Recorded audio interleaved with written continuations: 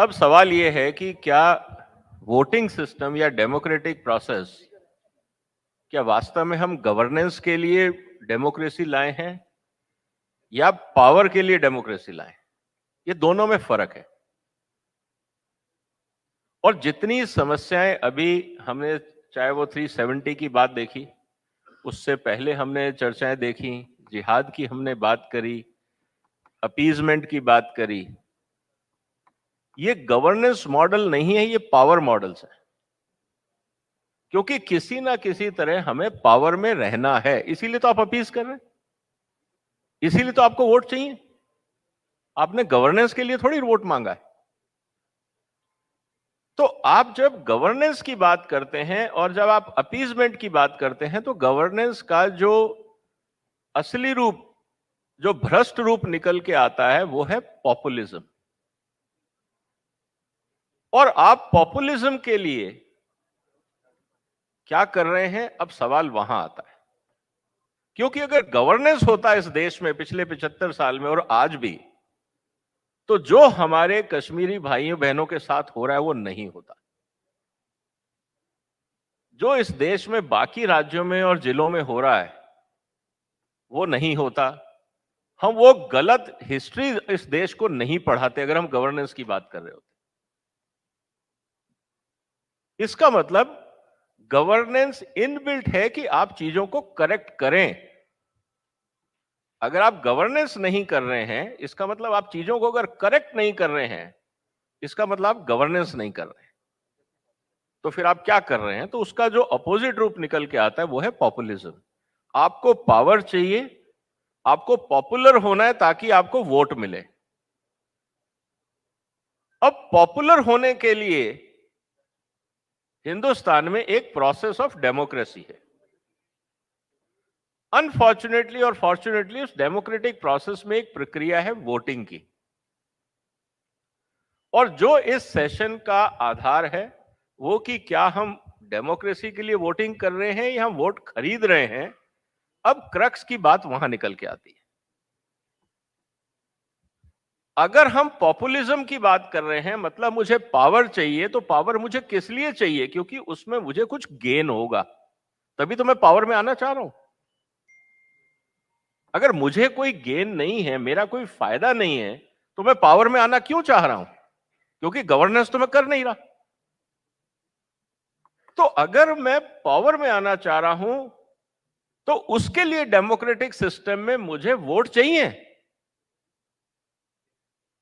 जैसा भाव ने कहा कि 51 मींस 100%, तो 100% पावर के लिए मुझे 51 ऑफ द वोटिंग मेरे पास होना चाहिए। इसका मतलब अगर वो वोट मुझे नहीं मिल रहे हैं, तो एक और लाइन है ना सर, भाव से इंस्पायर हो रहा हूं मैं, एक और गाने की लाइन है, जहां हक ना मिले वहां लूट सही। और लूट के कई तरीके हैं। इंड्यूसमेंट, जब हम इलेक्टोरल पॉलिटिक्स की बात करते हैं, तो अगर मुझे लगता है कि यार मेरे को तो कोई समझ नहीं रहा, मुझे कोई जान नहीं रहा, तो क्यों ना मैं वोट खरीदने की कोशिश करूं। अब ये बहुत प्लान्ड एक्टिविटी है। जैसे जिहाद एक एक्टिविटी है समाज के खिलाफ, गवर्नेंस के खिलाफ, वोट परचेजिंग या मैनिपुलेशन ऑफ वोटिंग पैटर्न भी गवर्नेंस के खिलाफ एक एजेंडा है। और उसके लिए क्या करना पड़ता है? बहुत अच्छा तरीका यह है कि मुझे पता है कि मेरे पास मेरी जेब में 10 रुपए है। दुकान वाला क्या करता है? दुकान वाला कहता है by one one free, 20% discount, आपको कुछ इंड्यूसमेंट देता है ताकि आप अपनी जेब से पैसा निकाल के उसके काउंटर पे रख दें। डेमोक्रेटिक सिस्टम में जो पैसा, जो पावर आपके पास है, बार्गेनिंग पावर जो आपके पास है, वो है वोट। और वोट को जब मुझे पता है कि मेरी क्रेडिबिलिटी नहीं है, मैंने कुछ किया नहीं, गवर्नेंस के नाम का मेरे पास कोई एजेंडा नहीं है, तो क्यों ना मैं खरीदने की कोशिश करूं? क्योंकि चाहिए तो सही, उसके बगैर मुझे पावर नहीं मिलेगी। तो फिर मैं आपको स्कीम में क्या क्या ऑफर करता हूं, मेरा मेनू कार्ड क्या है, उसको आजकल हम मैनिफेस्टो बोलते हैं। कि साहब आपको मैं 300 यूनिट बिजली दूंगा, बदले में वोट दे दो। मैं आपको बस की टिकट फ्री दे रहा हूं, वोट दे दो। मैं आपको राम मंदिर के दर्शन करा दूंगा, रेल की टिकट फ्री हो जाएगी, वोट दे दो। और इंटरेस्टिंग चीज यह है कि देने वाला जो आपको दे रहा है स्कीम, उसकी जेब से एक पैसा नहीं लग रहा है। वो आप ही की जेब काट के आप ही को वापस थमा रहा है और हम खुशी से जा रहे हैं। इससे बड़ा मूर्ख डेमोक्रेसी में कौन बन सकता है?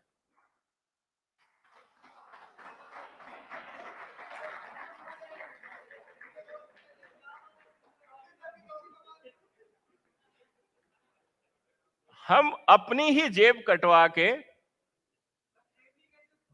जो भी कटवा लो यार,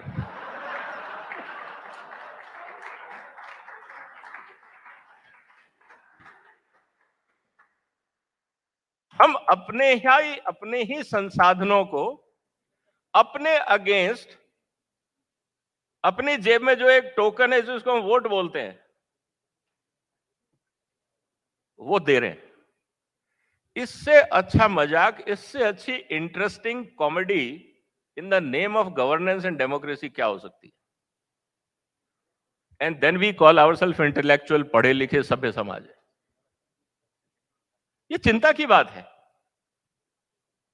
हम लोग सब जिम्मेवार हैं उसमें। और सबसे इंटरेस्टिंग इस पूरे प्रोसेस की बात क्या है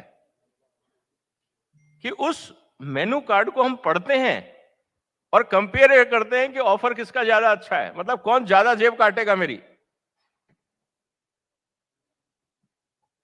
ये बहुत विचित्र है फॉर्म ऑफ डेमोक्रेसी।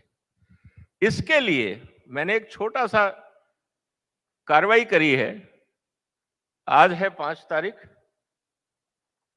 7 तारीख को एक पीआईएल फाइल हुई है मेरी, 7 तारीख को हियरिंग है इनफैक्ट, और मैंने सुप्रीम कोर्ट से निवेदन किया है। और मैं चौधरी साहब से कहूंगा मेरे को 1 मिनट दे, मैं 2-4 लाइनें पढ़ के सुना देता हूं। जी जी। 7 तारीख को वो अपील हो रही है, मैंने फाइल किया against government Vijay Sardana versus union of India. और मेरी उसमें सिर्फ रिक्वेस्ट इतनी सी है कि हर इलेक्शन मैनिफेस्टो के साथ एक फाइनेंशियल स्टेटमेंट भी होना चाहिए कि जितनी लॉलीपॉप्स आप दिखा रहे हो,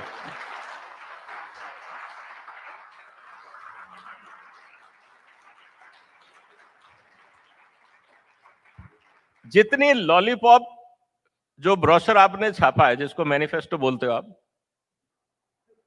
उसके अंदर कुछ सवाल हैं और वो मैं जनता की तरफ से पूछ रहा हूं क्योंकि वो पीआईएल है, तो पब्लिक इंटरेस्ट लिटिगेशन में पढ़ देता हूं। और 7 तारीख को देखते हैं कोर्ट का क्या इंटरेस्ट होता है और आपको बताइएगा कि एज ए पब्लिक आपका इंटरेस्ट है या नहीं।